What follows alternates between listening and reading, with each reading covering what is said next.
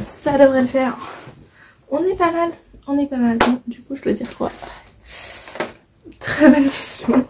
Shiny Spring Bring Challenge.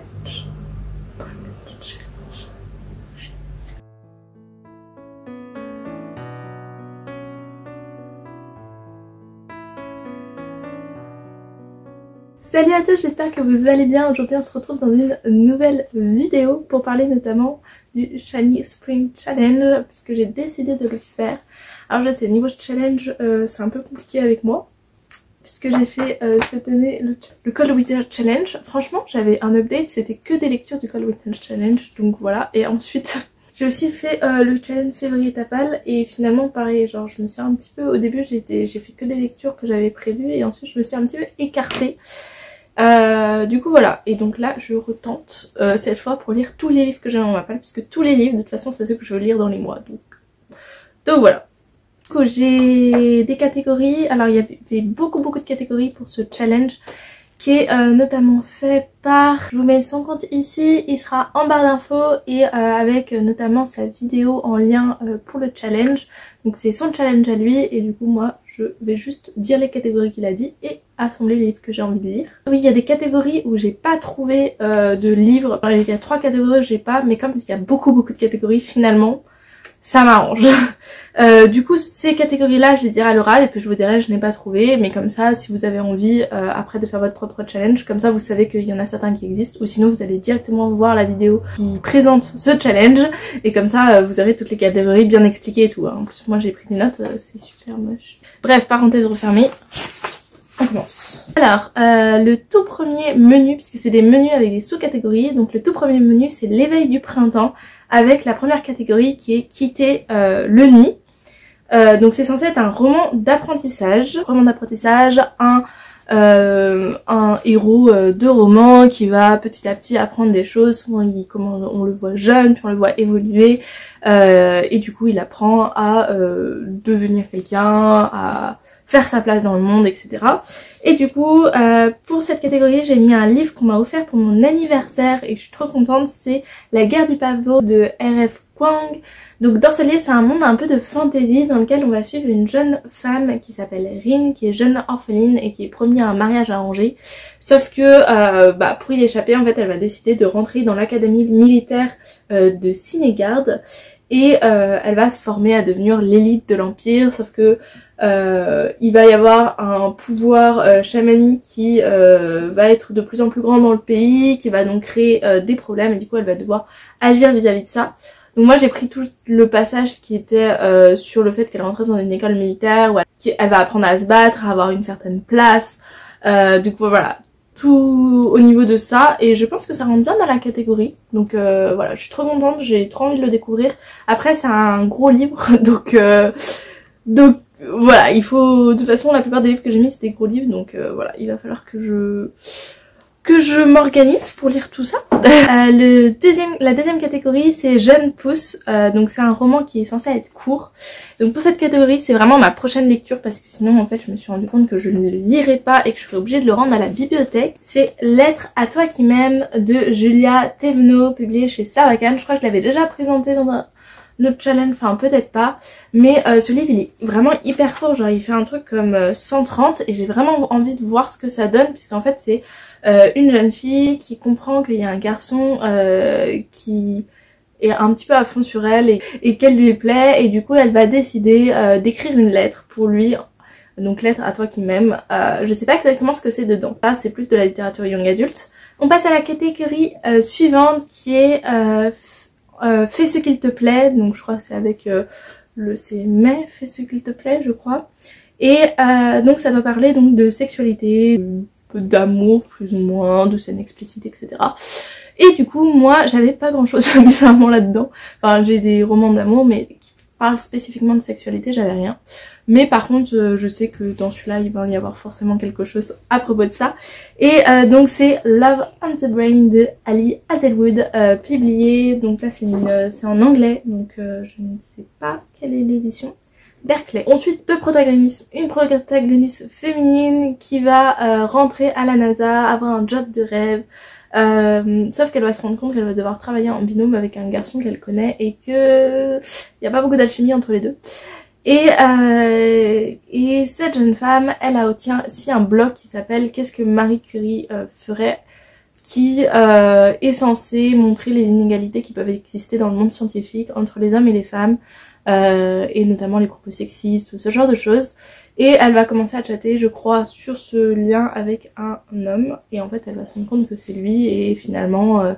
bon bref, il y a une petite romance entre les deux. Ce livre il me donne vraiment beaucoup envie. Le seul problème c'est bon, il est en anglais quoi, donc voilà. Mais j'ai envie de le découvrir. Je sais pas combien de temps je vais le lire. Enfin, combien de temps ça va me prendre à le lire, mais voilà. Après la catégorie suivante, donc c'est bouquet de tulipes. Donc c'est censé être un roman coloré, plein de vie, qui donne du bonheur, etc.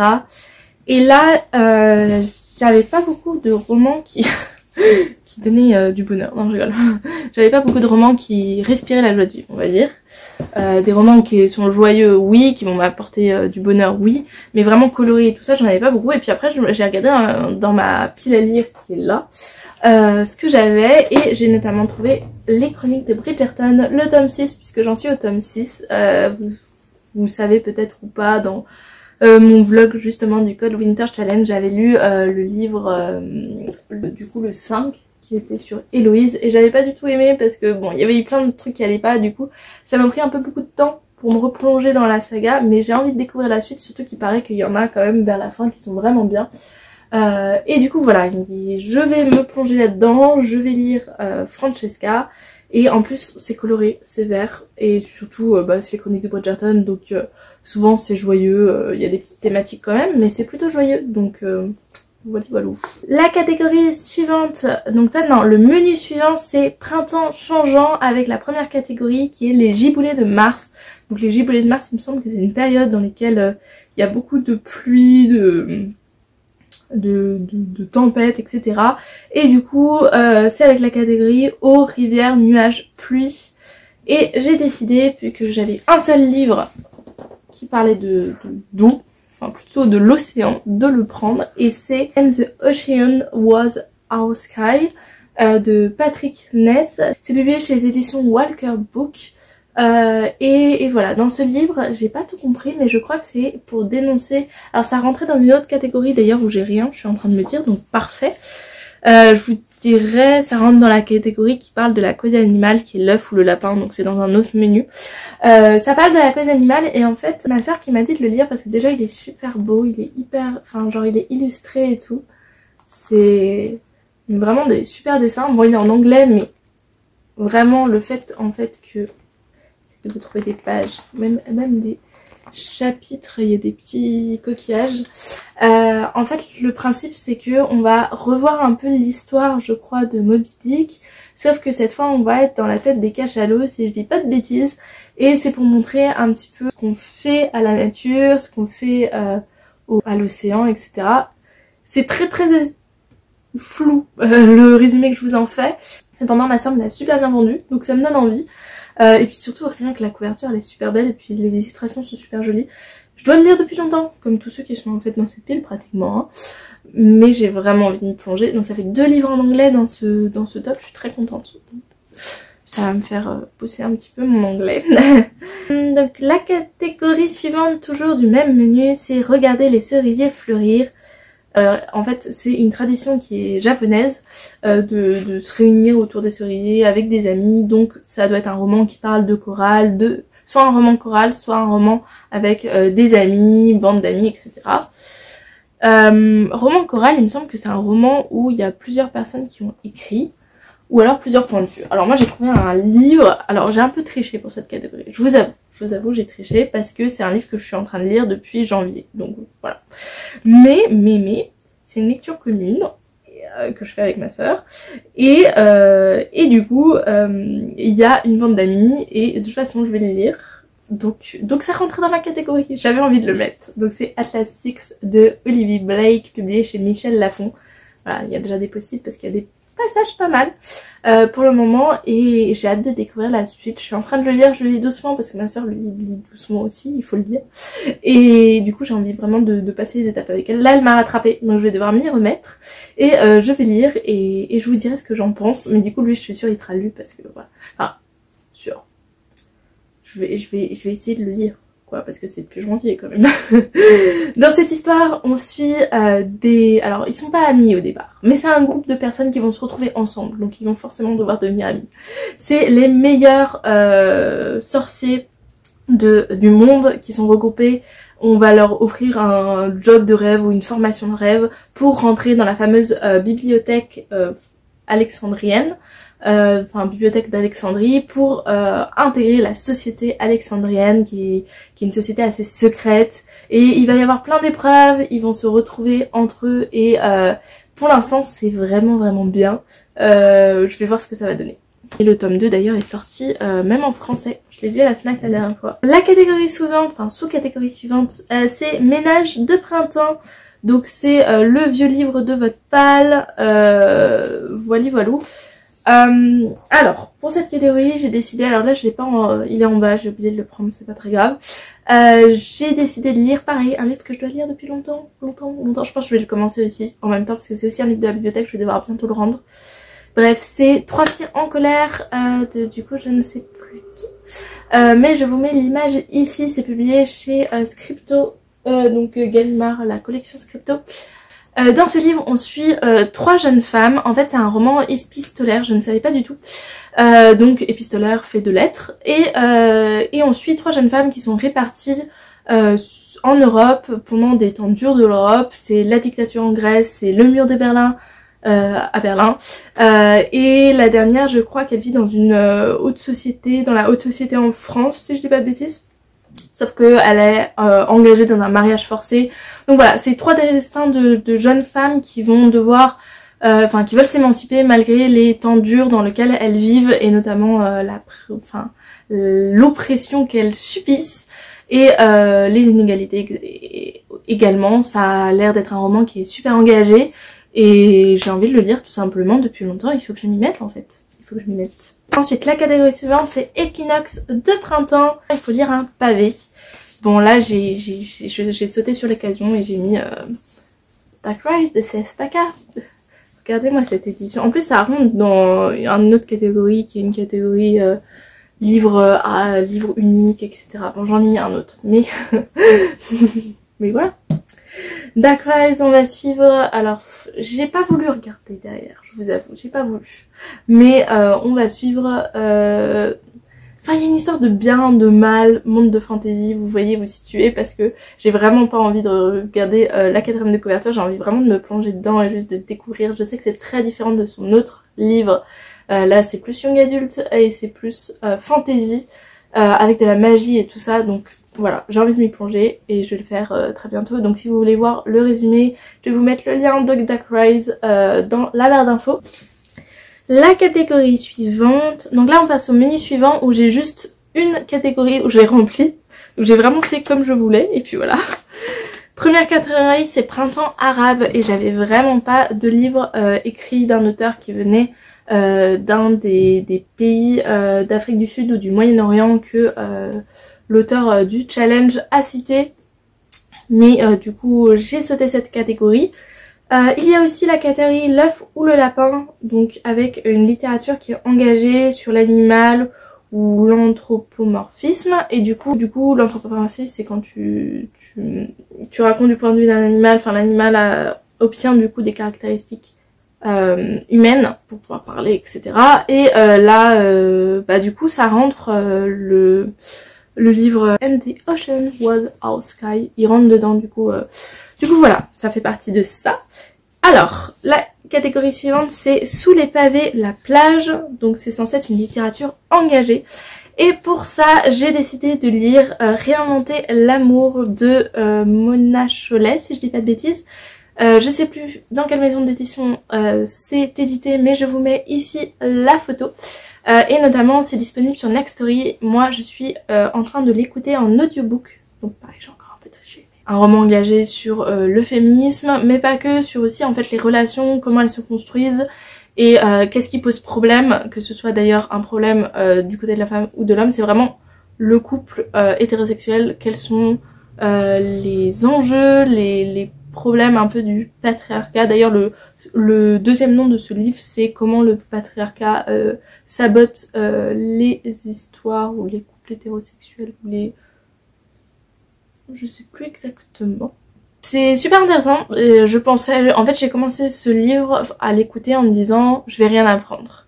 Je connais les inégalités, voilà, j'ai rien à apprendre, sauf qu'en fait ça soulève plein de points auxquels t'as pas forcément pensé. C'est même pas une question, elle est même pas en train de dénoncer tout le temps en colère et à se battre, même pas. Elle le dit au début de son livre, elle dit j'ai rien contre les hommes, j'ai jamais eu de mauvaises rencontres ou de mauvaises situations, mais j'ai juste envie de mettre en lumière des choses, et c'est ce qu'elle fait en fait, elle met en lumière certains points auxquels on a peut-être jamais pensé, et c'est super intéressant. Voilà, donc je vous conseille de le lire, peu importe votre orientation sexuelle, peu importe si vous êtes une femme, un homme, peu importe. Je vous conseille de le lire parce que c'est super intéressant. C'est vraiment des choses, moi j'y avais pas pensé, genre des petits trucs, par exemple la maison, le fait d'avoir un chez-soi à deux ou d'avoir des chez-soi séparés, genre que des petits trucs auxquels tu penses pas forcément. Ensuite, catégorie suivante, c'est l'oiseau migrateur, donc c'est avec l'idée de changement, de mobilité, de population en déplacement. Et j'ai décidé pour cette catégorie de lire L'âge des possibles de Marie Chartres, publié chez l'école des loisirs. Donc dans ce livre on va suivre des adolescents qui sont amish, qui ont grandi en fait comme ça et qui vont aller en ville lors de ce qu'on appelle le Runspringa. C'est une année durant laquelle ils vont en ville pour tester un petit peu ce qu'est la vie normale, et ensuite au bout d'un an ils doivent tout abandonner pour venir définitivement vivre dans le monde des amish, ou pas d'ailleurs. Et on suit aussi un autre adolescent qui lui vit plutôt à la campagne, dans une toute petite ville, et qui va devoir venir dans la grande ville de Chicago pour une question, parce que je crois que sa sœur est malade ou sa sœur vit à Chicago, et du coup il va devoir quitter son petit village pour aller dans la grande ville. Et donc voilà, c'est que des histoires de mobilité, c'est pour ça que ça rentrait parfaitement dans la catégorie. C'est un livre que j'ai vraiment envie de découvrir parce que j'adore découvrir des cultures différentes. On passe au menu suivant. Le menu suivant, c'est Printemps verdoyant, avec la sous-catégorie Bal des hirondelles. Donc ça devait être un rapport à la danse, à la musique. Et voilà. Et dans cette catégorie, j'ai décidé de lire Les 4 filles du Docteur Marsh de Louisa May Alcott, publié chez les éditions Folio Junior. Dans ce livre, on va suivre 4 sœurs, et notamment une qui fait de la musique. Donc ça rentrait dans la catégorie. Une qui veut devenir comédienne, une écrivaine, et la dernière peintre. Donc elles ont toutes baigné dans une culture, notamment que leur père et leur mère leur ont donné d'artistes. Et le souci, c'est que on est au 19e siècle, et du coup la place de la femme, c'est pas encore d'être artiste. Et du coup ça va être le bout de chemin de ces jeunes femmes pour accomplir leurs rêves, sachant qu'elles vivent dans une réalité qui malheureusement ne leur laisse pas tous les champs des possibles. J'ai adoré le film, d'ailleurs j'ai fait une vidéo sur laquelle je parlais des personnages marquants de la littérature féminine, enfin les personnages féminins marquants de la littérature, que je vous mets ici, et surtout, pardon, je vous la mets dans le i, voilà c'est ça. Et dedans je parle de 2 personnages de Les 4 filles du Docteur Marsh, et franchement c'est un livre que j'ai jamais lu, parce que j'ai commencé à vouloir le lire, sauf que c'est une littérature très très jeunesse, la manière dont c'est écrite, et j'avais un peu de mal, mais cette fois je suis sûre que je vais débloquer cet a priori, et je vais aller jusqu'au bout. C'est un livre qui est pas très très long, et je pense le dévorer. La catégorie suivante, c'est Perséphone, Flore et Brigide. Perséphone, la déesse du printemps pour les Grecs, Flore c'est la déesse aussi du printemps mais pour les Romains, et Brigide je crois que c'est il l'a dit dans la littérature écossaise. Non, peut-être pas écossaise, oh je sais plus, islandaise. Bref, allez voir la vidéo de présentation, elle est vraiment bien. Ça doit parler de déesses, de printemps, de sorcières, de pouvoir. Je pense que vous m'avez vu venir à 10 km. Hein. Witch and God, tome 2 de Livestone, l'enlèvement de Circé. Dans ce livre, on va suivre du coup la sœur de... Alors je vais peut-être vous parler plus du premier tome, même s'ils sont, comme c'est des tomes de romance, ils sont un peu indépendants, on suit un autre couple. Dans Witch and God, on suit des couples entre des dieux et des sorcières, donc ça tombe pile poil dans la bonne catégorie. Dans le tome 1, c'était entre deux couples, et là on suit dans le tome 2 deux autres couples, notamment Circé, qui est une des sœurs de Ella, qui est l'héroïne du tome 1. Et en fait les dieux et les sorcières s'aiment pas trop, du coup cette alliance à chaque fois elle présente plein de petites caractéristiques avec le fait qu'il y a plein de petites caractéristiques vis-à-vis des différents couples, notamment on suit plusieurs dieux différents, donc eux, il y a des dieux de quelque chose. Dans le tome 1 on suit le dieu de la terreur, dans ce tome là je crois qu'on suit Hermès, donc le dieu le messager des dieux. Voilà, donc j'ai envie de découvrir ce tome 2, même si Hermès c'est pas vraiment mon dieu préféré, mais c'est pas grave. Je pense que ça va être bien quand même, et franchement j'ai trop envie de lire le tome 2, donc voilà, surtout que le tome 3 est déjà sorti, donc bref. Une autre catégorie où je n'ai rien non plus, c'est À bicyclette, donc c'est un livre dans lequel il y a un road trip, ou de ce que j'ai compris, un road book. J'ai pas noté plus, mais je crois que c'était ça, c'était... De toute façon j'ai rien dans cette catégorie, franchement. Il y a des voyages, mais genre jamais de cette manière-là, donc voilà, j'ai rien mis là-dessus, mais si vous voulez mettre vous, mettez, hein. La sous-catégorie suivante, c'est Brin de Muguet, Pépite, donc c'est une pépite de Sapal, enfin plus exactement un livre, on sait qu'on a de Sapal, mais que personne d'autre n'a forcément, c'est un petit peu livre collector et tout. Alors, je n'avais pas ça, et il y avait un livre qu'il faut que je place dans ce challenge, c'est L'Empire des femmes de Cassandre Lambert. Ça fait très longtemps que je veux le lire, ça fait très longtemps qu'il est dans... Enfin, c'est pas très longtemps, ça fait depuis janvier. Vous allez me dire c'est pas si longtemps que ça, mais je veux dire à chaque fois je le mets, à chaque fois je me dis il faut que je le lise, et je le lis pas, etc. Du coup il est dans cette catégorie, il est unique parce que c'est un livre que j'ai très envie de lire, et parce que je suis contente d'avoir dans ma palle. Maintenant il est disponible partout sur la Fnac, Amazon, librairie à côté de chez vous, bref vous pouvez le retrouver partout, peut-être même sur Vinted, donc vraiment voilà, il rentrait dans cette catégorie parce que j'avais envie qu'il rentre dans cette catégorie, mais c'est tout. Dans l'Empire des femmes, on suit un autre monde dans lequel il y a des prétendants, donc masculins, qui se battent pour devenir le prétendant d'une femme de la haute société. Et voilà, et on va suivre un peu ce monde-là. J'en sais pas vraiment beaucoup plus. Je sais que c'est un roman qui est très engagé, c'est un peu les romans où tu inverses la place de la femme vis-à-vis de la place de l'homme. Et là, ça va vraiment montrer des inégalités, ça va les démarquer encore plus, parce que c'est quelque chose où on va se dire bah c'est pas normal, et effectivement c'est pas normal, mais ça devrait ne pas être normal vis-à-vis du monde actuel. Donc bon. J'ai fini de dire toutes les catégories, j'espère que j'en aurai loupé aucune.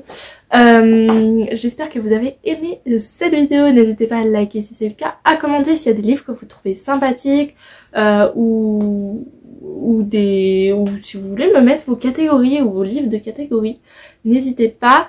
N'hésitez pas à vous abonner si c'est pas déjà fait, je publie des contenus toutes les semaines.